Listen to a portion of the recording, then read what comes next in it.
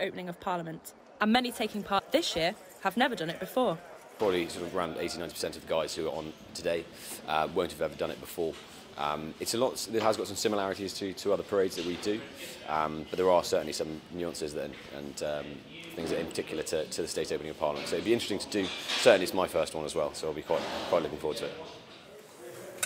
Monday started like any other, except for the time spent days before getting boots to a mirror shine and buffing glittering helmets and breastplates. But it's not just the soldiers who need to be immaculate. With more than 100 equines from the Household Cavalry taking part, they also need to meet the required standard.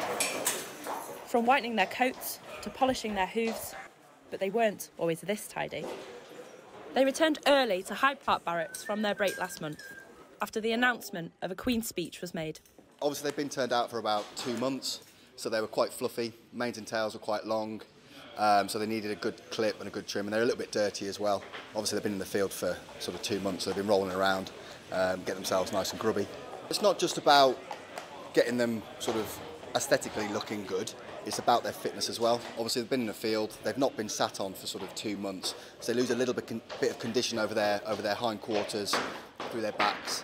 So we just need to sort of not only worry about what they look like, but getting them physically fit as well for parade.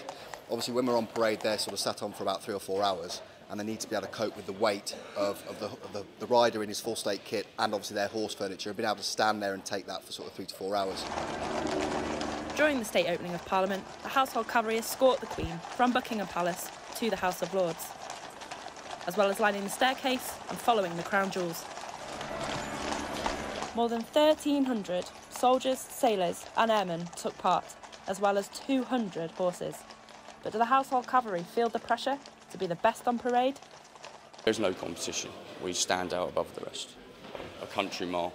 We sit high, and everyone, you know, we stand above everyone else. So when we come down the road, you hear us first, and then you see us. So, and then most people don't stop looking once they see them, because it's something you don't see very often. So, and especially today, because there's going to be a lot of horses coming down the Mall and then along towards Parliament in escort trot, which makes a lot of racket. So, yeah, it's a sight you don't see very often.